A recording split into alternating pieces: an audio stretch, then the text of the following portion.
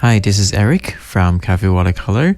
Welcome to this special video. I'm going to go over this book with you, Travel with Watercolor from Joseph Zbukvic Watercolor Painting Collection. Now, this is a book that printed from China and is a collection of his work in his recent show from Shanghai. So I got this book from Joseph himself and Lisa, his wife. So I don't know any other way to get this book. So please don't ask me how to order one because I literally don't know. And I think there's only 100 copy left and it's all sold out. So if there's no way that you can get the book, I apologize, but this is the best I can do is to share the content of this book with you.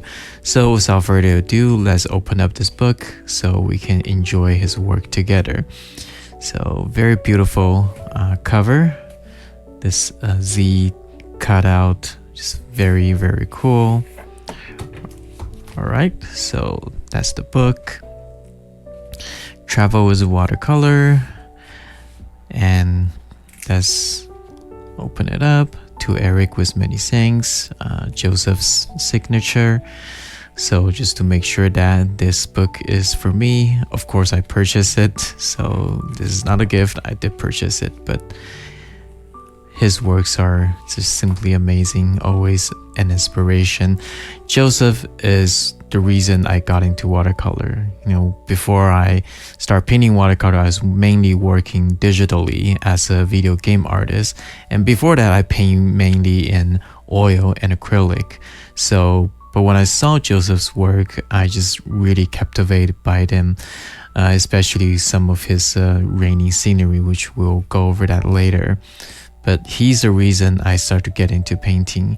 Now, before, if you see my channel in the earlier years, maybe like 4 or 5 years earlier, you might see that my work are very similar to his because I was trying to learn from him, trying to mimic his style and everything. I try to steer away from that now because I really want to have my own voice, to have a style that kind of resonate with me a little bit more. But that doesn't mean that I don't like his work anymore. His work is still largely very inspirational for me. His work is simply amazing. So I'm very happy to be able to kind of share this work with you, collection of this work with you. So let's just start with this two painting. He is one of the artists who do this very, very just elongated, very tall painting, and tall and narrow, which is a very, very interesting format that can really showcase the scale of things. And he's also one of the artists that gives a tremendous amount of foreground here, and that's something that you can see here. Let me zoom it in a little bit, right? And it's just, if you just look at that, a lot of artists, including myself, we usually try not to have too many foreground because we feel like we're gonna lose a lot of the detail, interesting areas by having a huge foreground. But he chose to do that, and that always sort of leads your eye into the into the focal point, and that always give you just that sense of depth and movement. So if you look at this one, it really just leads you in on top of the help with the perspective. And this is like a very symmetrical composition. It looks simply beautiful. So Joseph's works is always just very atmospheric, very great sense of scale, and also his visual language is just unparalleled. And I see so many artists try to mimic his style and his visual language, and for a good reason, because his style is so distinct and very, very beautiful.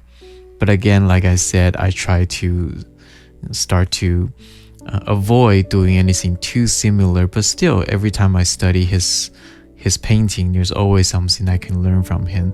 For example, like this two figure right there, without them, this painting will just lose that spark. This contrast, this bright figure in front of the background just creates so much depth and so much light. And this just sparkle of this two little figure just really helps out. And of course, all the compositions, the big shape works out very well. This background building, this middle value, and that connects to this shadow right here and connects to the building and the reflection of the building. And that also kind of sort of connect to this boat right here. All the value, big shape sort of connected. And it's just really well. And we move on to this painting right here. Okay, also very beautiful. Look at the depths. This is a very tricky perspective to pull off because you're kind of looking down from higher up. But the sense of scale and the accuracy of the scale is really nice. He's very good with freehand the perspective and making them look very accurate and natural as well. And look at the depths from the background all the way to the front. Again, large foreground to really lead your eye into the painting. Okay, and this too as well. Just if you just look at it zooming out like these, you can see how well the big shape works. Like over here, one big shape connecting everything, and you just see that shape design is just very beautiful. Just immaculate, beautiful shape design here as well. So if we zoom in to the painting, starting from this one, this is absolutely beautiful. The reflection of the tile, how you're able to differentiate the square pattern and the bright pattern, and you really feel the material of the tile. The square mark is probably a little bit more matte, not as shiny and reflective, while the bright areas, the bright squares, are reflective, and you can see that, you can feel that from the reflection. Just very good, very beautiful. He actually in his text, he said he actually struggled with it a little bit, and something that really resonated with me. He said that I was really pleased with the end result. Most of the time I'm disappointed and feel I should have done better. I think most artists feel that way about their work. That's absolutely how I feel about my work. Almost every single time I paint, despite the result might be decent and many people like it, I still feel like I can always do better. I just don't like my work that much. I kind of feel disappointed about myself. And if Joseph, a master like him, struggle with that kind of mindset, I am sure everybody does. So again, very beautiful here. And then to the right hand side, Joseph's he's really good at hinting a lot of details in this very loose approach to the big shape, and with a little bit of visual language, tiny mark like that, he's able to hint huge amount of details. You can really feel the sense of the scale of these two buildings with this little, they're just tiny little marks of figures. If you zoom in on that, right, if you just look at these figures, they are just tiny little marks, but he put those little mark in the right place and the right shape, and then now it looks like a bunch of figures walking, and that really just brings out the scale of the scenery. Yes, it's always amazing. Okay, continue on. Again, huge foreground, lead your eye into the focal point, the beautiful reflection and everything. And also this one, is this one in Paris, and look at that red there. Your eye just kind of go right into it. But also if you look into that, it attract your eye in, you're also gonna start to see all this little beautiful detail and stuff. And he's really good at hiding details inside of the shadow like these, little tail light there, and rest of it just merge into the big shape. But it works, and you can see the figure here. You don't have to explain everything. He doesn't explain everything, yet you can able to read what he's trying to tell you. Okay, again, another very tricky composition and perspective to pull off. Yeah, just beautiful. Some foreground trees connecting the shadow, and that also kind of connect to the river there.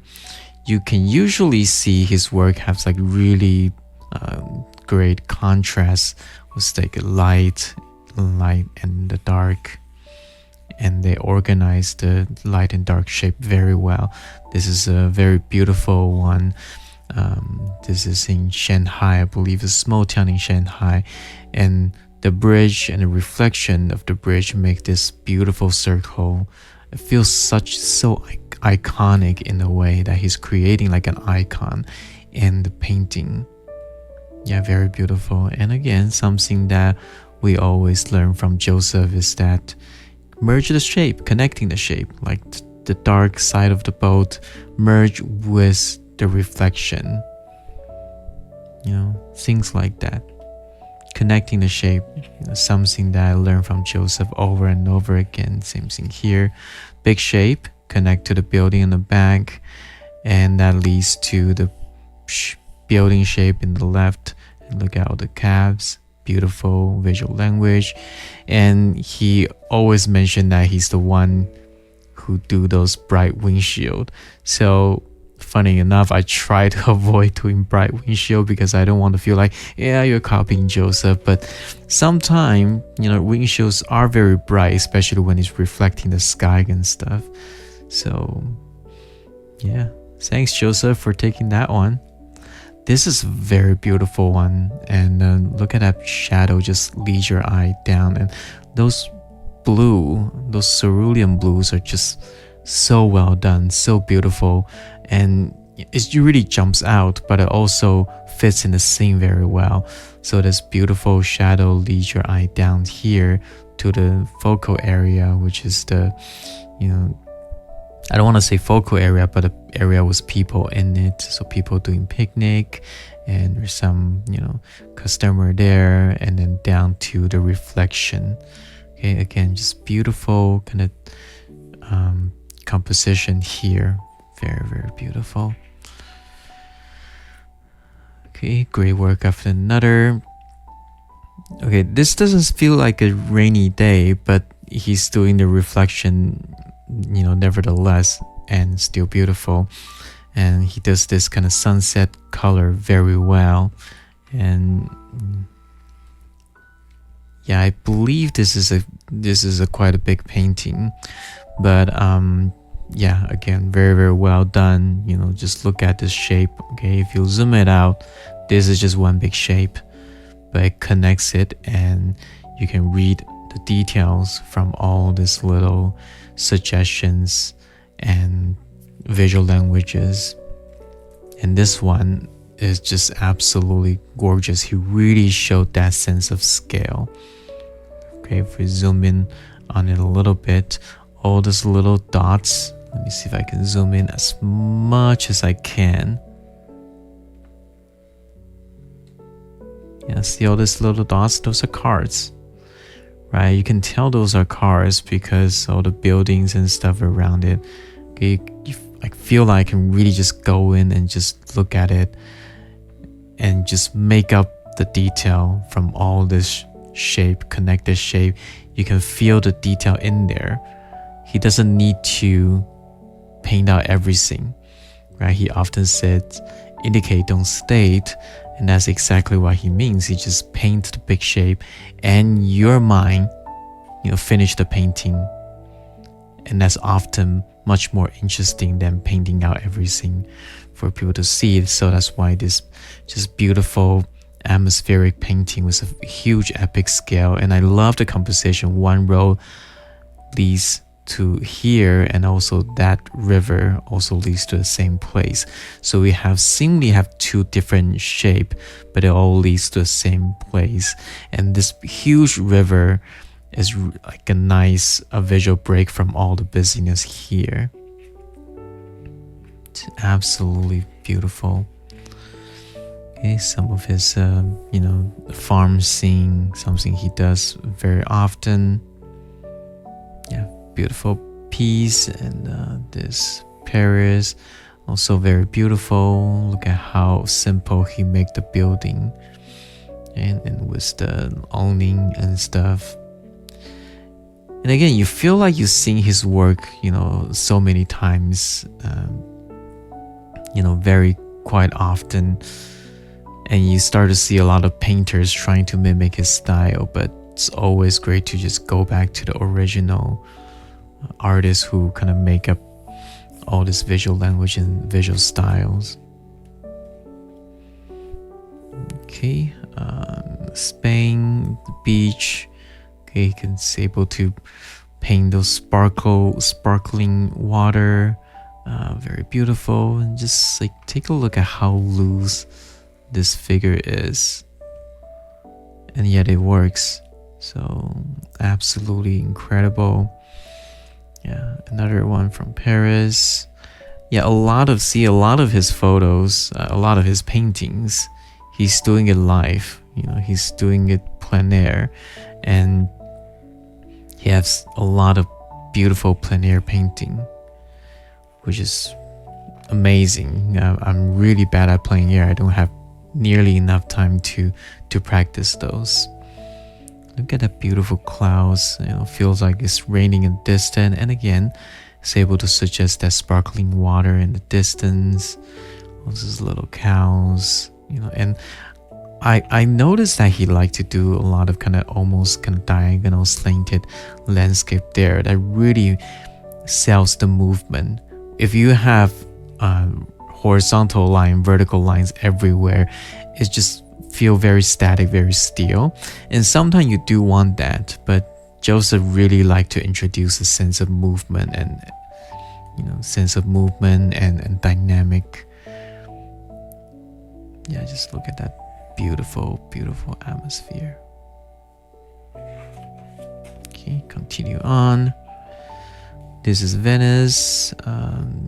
Yet again, like I will be dreaded to paint so many figures and make them organized in a way that makes sense, right? Yet I feel like he's laying them out in a very I don't want to say order. It still looks random, but it feels like there's a composition to it.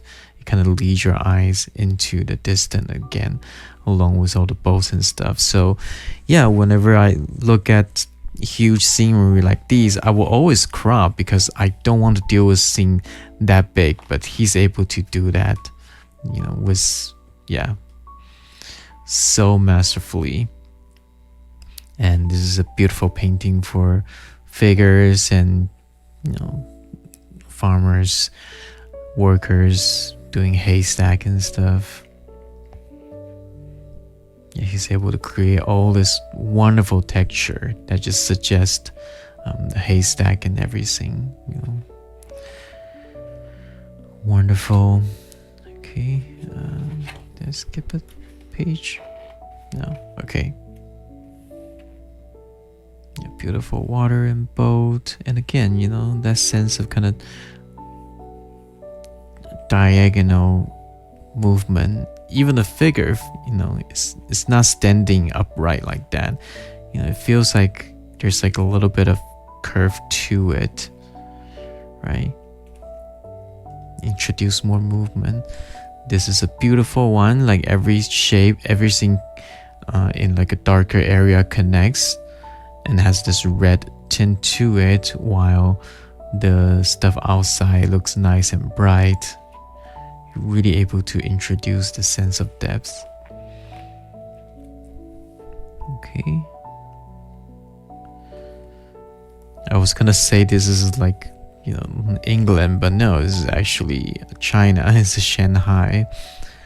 Okay, so this beautiful red bus, red cab, beautiful atmosphere. And back to Australia. And again, you're just looking at how he just hide so much detail, suggesting so much detail with so little information.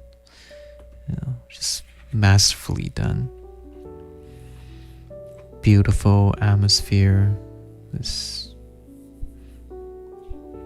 water reflection, little figures. Okay.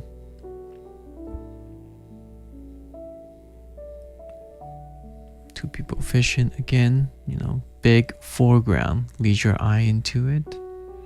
Really just give you, the movement of water. Yeah, I feel like he's also somebody who just came up with the way you do water. I mean, I'm sure a lot of other artists do similar things, or there are artists before him that can do very beautiful water, but I don't know, I just feel like he really came up with a very distinct way to paint water that makes it feel like it's moving. You can just feel the ripple is coming towards you. And he's also beautiful, masterfully paint all these little trees. His sensibility, his sensitivity to the little shapes, these little scribbles and almost kind of scribing, handwritten, those branches, the shapes. That's what really makes his painting just look so masterfully done.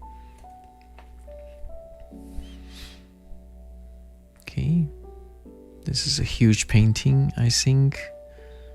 Little details and stuff, but I think that's the thing. Even this is a huge painting.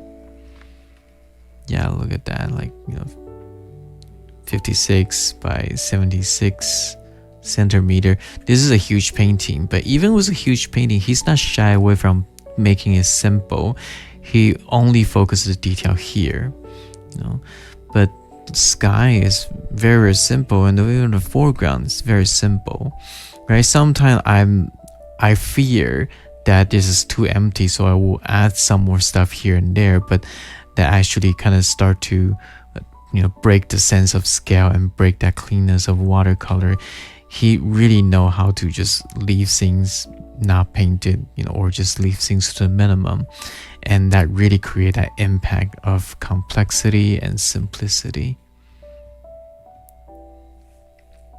Another farm scene, another field scene, and again look at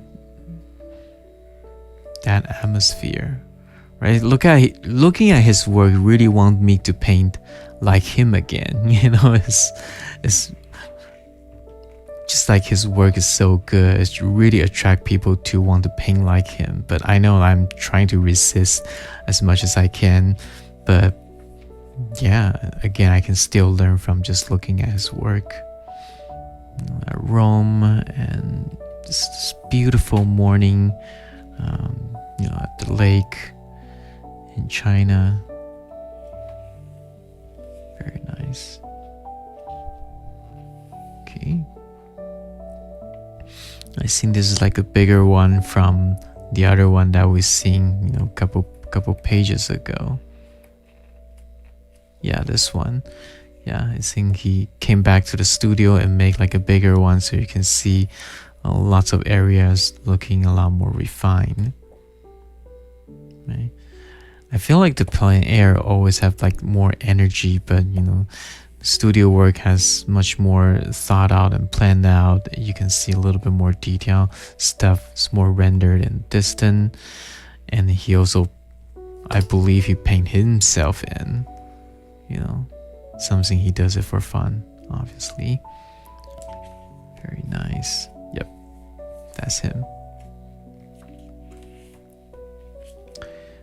Okay, so yep, his photo when he's doing plein air and stuff, the guy just want to paint everywhere. I think his painting for him is just living and breathing. He just want to paint, constantly painting.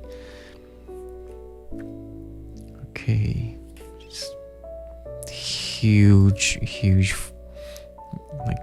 garden of flowers. This is very hard to do, to make it look atmospheric, without making it feel too sweet and stuff.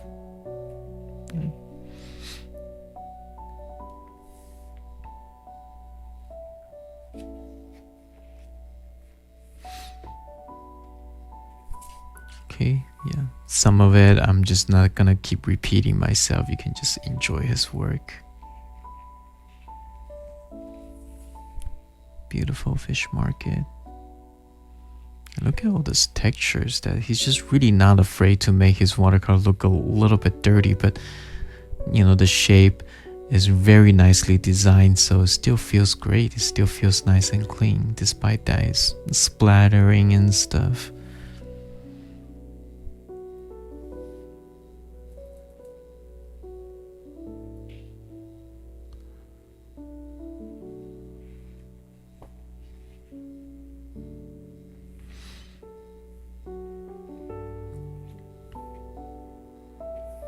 Okay, beautiful Venice painting.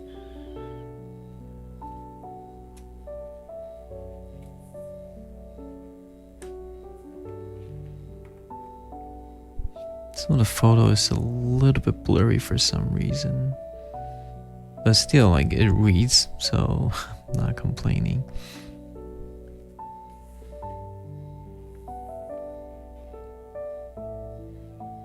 Yeah, look at the negative space here. Again, he's just looking at the big shape. You know, he's not trying to worry about all the little details and stuff. He's just focusing on the big shape design. It's almost kind of have this cinematic quality to it. It's a beautiful boat.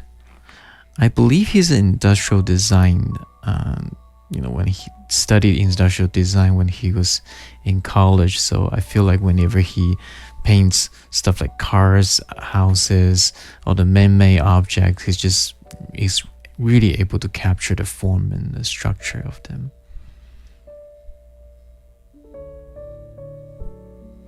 And look at this composition. It's just like, again, like if it's just me, I will probably just shift the whole scene down and show more sky, but this feels like so impactful. It feels like you're just moving towards them. Yeah, I would be so afraid to cut off the sail, but apparently he does it, and it looks so interesting.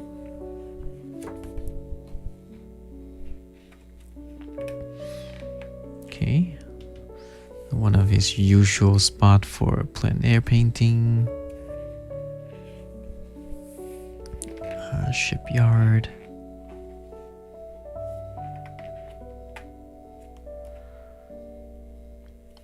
Okay, look at that beautiful cloud. I feel like the photo might be a little bit overexposed, but yeah, I think even if you look at it in person, you still feel like those clouds are glowing. And this beautiful composition here. Again, we probably see, you know, this type of street scene from him so many times, but still, like, look at the shape design here. There's two figures popping in front of that hazy, you know, bright background there. It just reads so well. It just established so much depth and parallax.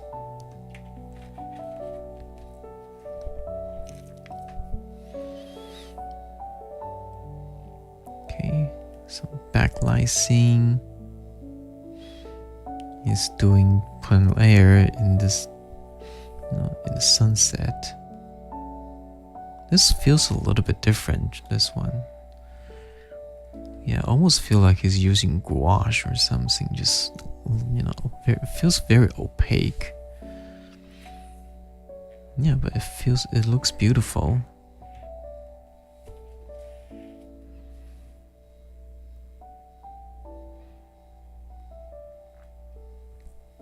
Okay. Beautiful Paris. Just like kind of feels really wet and moist, misty. Yeah, lake scenery, river, I'm not quite sure. Another Venice. Beautiful Australia.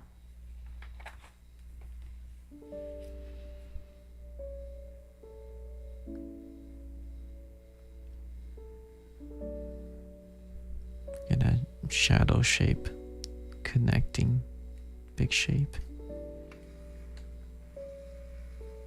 Again, it's always about the shape design for him, you know. Huge clean foreground.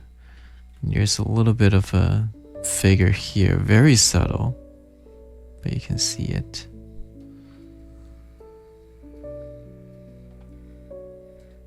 And here as well.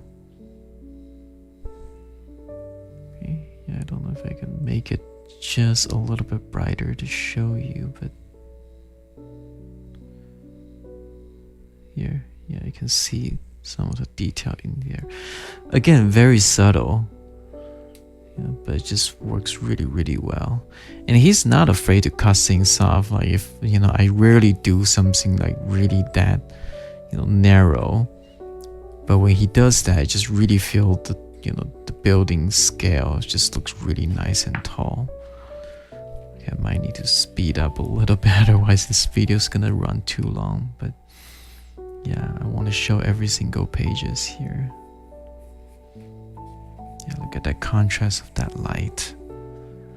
Oh, just so well designed. All the shapes and composition.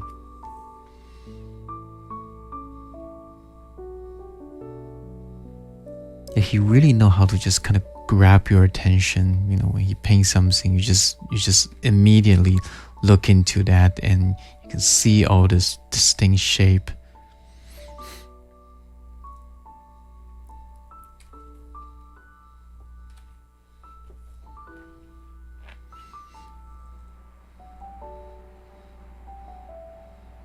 And I think that, you know, his strength is able to create something nice and soft, but also something like very sharp and contrast.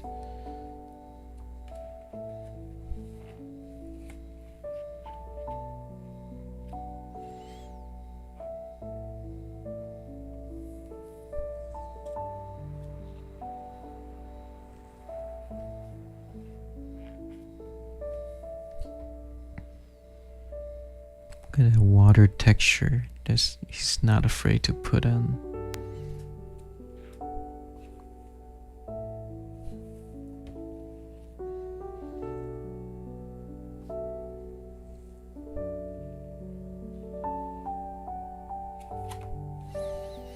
You see, like, just the edge of those buildings, you know, those roof shape and some subtle red lantern, and yeah, you can tell it's China.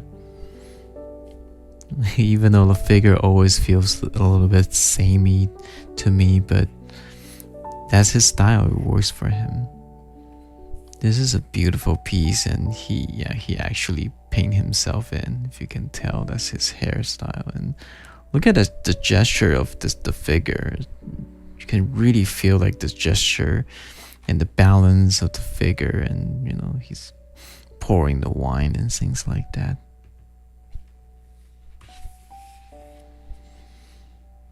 Continue on.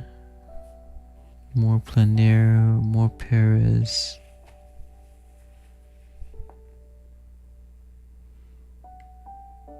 And again, beautiful composition, and he's really not afraid to deal with all those rocks and details, and able to simplify them. Look at that, like a big empty area that he's not afraid of doing. Just that confidence, you know, something that I still lack.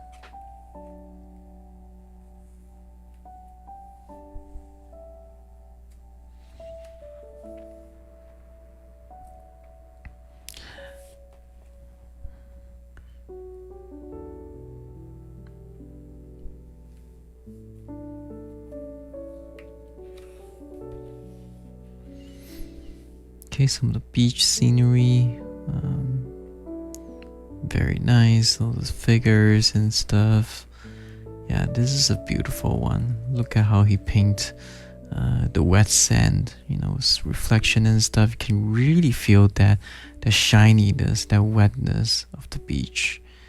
Look at how clean that is. Yeah, a lot of time the simple stuff are the difficult things to do.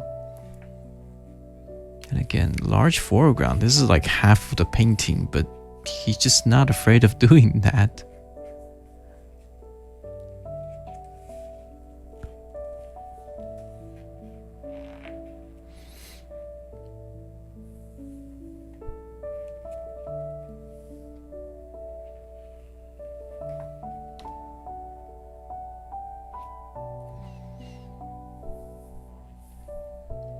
Bit of a boatyard and stuff, and got this.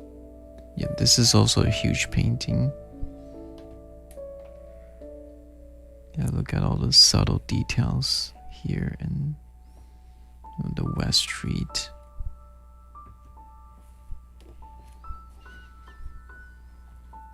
Yeah. This is going to be a nightmare to do because the amount of horses. Yeah, but see, like again, he's able to just kind of loosely indicate all this, right? This, if you squint your eyes, they're all connected, right? This is all like just one ship connected, and I doubt he even count how many legs are there, and it doesn't really matter because like all you really need to pay attention to is the head of the horse, and then these are horses, those are those carriages and stuff. Beautiful.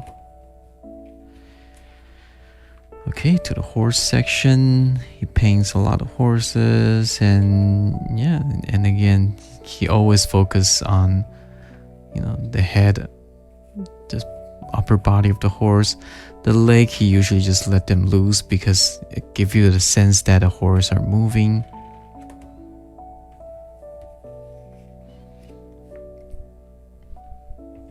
Yeah, he can just really capture that, the sense of the strength and power of the horse. Yeah, it always feels like his painting is alive. It's not exactly realistic, but it feels alive, and it's so believable because he's able to capture all these visual languages, all these things that he observed in real life. And you can just see the passion of him loving the horses and the horse race. Some of his people studies. The guy can do everything. If you want him to do portrait, I'm pretty sure he can do portrait as well. It's just that it's not his choice of subject, but he captured all this movement and gesture of people so well.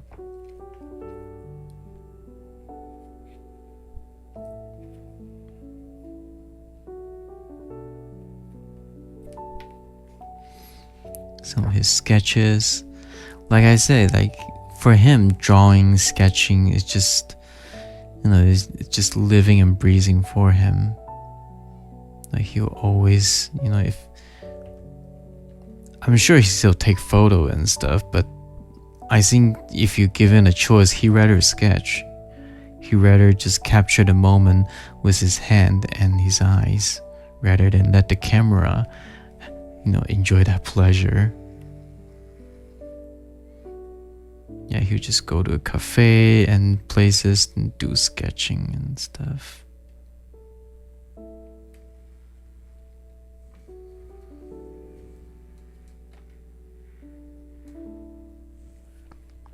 Yeah, this line work, his hatching, it just reminds me of some of the old masters' etching work, like Rembrandt and even Zoran.